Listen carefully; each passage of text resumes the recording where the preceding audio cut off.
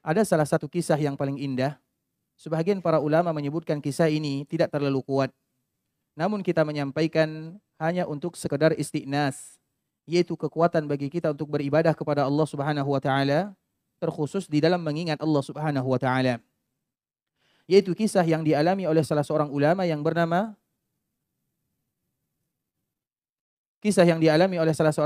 bernama Imam Ahmad rahimahullahu taala. Imam Ahmad adalah salah seorang ulama yang lahir pada tahun 164 Hijriah, meninggal pada tahun 204 Hijriah, 241 Hijriah. Dan beliau merupakan salah seorang ulama yang masyhur. Hanya saja kemasyhuran ulama-ulama terdahulu hanya sekedar namanya sahaja, sedangkan wajahnya tidak dikenali. Jadi ulama-ulama terdahulu misalnya orang kenal dengan Imam Syafi'i, tapi apakah mereka kenal dengan wajahnya? Tentu tidak. Orang kenal dengan Imam Ahmad, apakah kenal dengan wajahnya? Tidak. Orang kenal dengan Imam Abu Hanifah, apakah kenal dengan wajahnya? Tentu tidak. Karena bisa jadi di zaman dahulu belum ada TikTok ya, ataupun yang lainnya. Sehingga mereka tidak kenal wajah, tapi mereka hanya mengenal nama. Begitu juga dengan Imam Ahmad. Semua orang tahu Imam Ahmad, imam dunia. Salah seorang ulama yang sibuk mengorbankan dirinya untuk agama, mengabdikan dirinya untuk hadis-hadis Rasulullah sallallahu alaihi wasallam, sehingga beliau bisa mengumpulkan sebuah kitab yang sangat indah yang dikenal dengan Musnad Imam Ahmad rahimahullahu taala.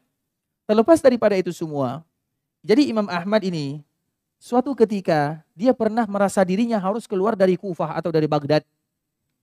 Dan dia tidak tahu kenapa dia harus keluar. Ada saja yang memaksanya dirinya untuk keluar. Dan dia juga tidak tahu mengapa dia harus keluar. Dia harus keluar dan dia tidak tahu mengapa alasannya dia harus keluar, tapi ada dorongan agar dia keluar dari kampungnya. Kemana dia tidak tahu. Kemudian dia pun pada akhirnya keluar dari kampung halamannya, berjalan. Sampailah di sebuah tempat dan Imam Ahmad sampai di sana di waktu maghrib. Kemudian beliau pun salat maghrib di masjid yang dekat dengan sana. Kemudian setelahnya beristirahat di masjid, kemudian melakukan salat isya. Setelah melakukan salat isya, Imam Ahmad ini tidak tahu di mana beliau akan menginap. Dan beliau juga tidak tahu kemana arahnya. Kemudian setelahnya apa yang terjadi ikhwatul Islam? Maka dia berkeinginan untuk tidur di masjid atau beristirahat di masjid sambil menunggu keesokan harinya. Kemudian dikala dia duduk di masjid, maka tiba-tiba datang penjaga masjid. Kebetulan penjaga masjid sebagaimana tadi yang kita sebutkan, dia tidak kenal dengan Imam Ahmad. Kemudian Imam Ahmad diusirnya, kamu tidak boleh istirahat di masjid. Pergi keluar. Maka Imam Ahmad keluar menuju teras masjid. Sampai di teras masjid, pengurus masjid kembali datang, kamu juga tidak boleh di sini. Sehingga Imam Ahmad mengatakan, saya seorang musafir. Saya tidak tahu kemana arahnya, di mana saya akan menginap. Saya menumpang dulu sebentar. Namun kebetulan orang ini tidak mengizinkan Imam Ahmad untuk tinggal di masjid.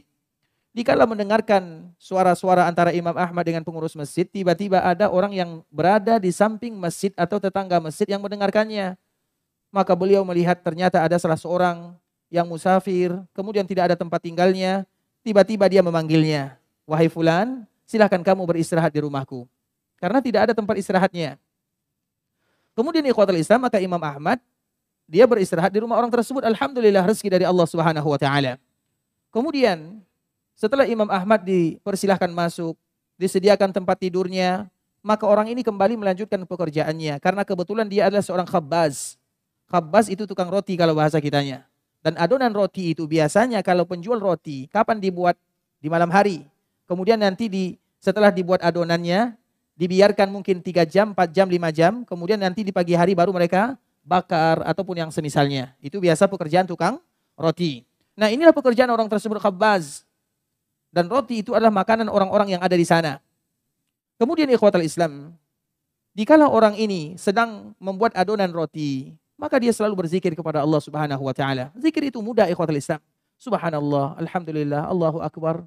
Sambil kita misalnya waktu-waktu yang lapang, sambil kita bawa kendaraan, misalnya kita masuk ke masjid sini macetnya luar biasa. Subhanallah, alhamdulillah, Allahu akbar. Itu perkara yang tidak mudah atau perkara yang tidak berat bagi kita untuk melakukannya. Tinggal bagaimana kita membiasakannya sahaja. Kemudian Imam Ahmad merasa kaget dengan orang ini sambil mengatakan, wahai fulan, apakah engkau mengizinkan diriku untuk bertanya? Maka orang ini menjawab, silakan, tidak menjadi masalah. Kemudian apa kata Imam Ahmad? Aku senantiasa melihat engkau berzikir kepada Allah Azza wa Jal. Hal qatafta thamarata zikrik? Apakah engkau pernah merasakan manfaat daripada zikir yang kau baca? Maka di saat itulah tukang roti mengatakan, iya, aku merasakan bagaimana manfaat daripada berzikir kepada Allah Subhanahu wa taala. Di antara manfaat berzikir kepada Allah, tidaklah aku meminta kepada Allah kecuali semua doa-doaku dikabulkan oleh Allah Subhanahu wa taala. Sesuai dengan pembahasan yang kita jelaskan pada kesempatan kali ini, bahwa zikir itu adalah di antara cara doa kita dikabulkan oleh Allah Subhanahu wa taala. Dan zikir yang paling mulia adalah ayat-ayat Allah. Maka setiap kali Allah berikan kesempatan bagi kita untuk membuka Al-Quran, kita baca 1 halaman, 2 halaman, 3 halaman, 1 juzuk, 2 juzuk, berdoa kepada Allah Subhanahu wa taala. Karena itu adalah zikir yang paling mulia. Hanya saja kadang-kadang kita lalai melakukannya. Orang ini ikhwatul Islam, dikala ditanya oleh Imam Ahmad, apakah engkau mendapatkan hasil daripada zikir ini? Apa manfaatnya? Kenapa engkau selalu berzikir kepada Allah? Maka beliau mengatakan, tidaklah aku berdoa kecuali semuanya dikabulkan oleh Allah.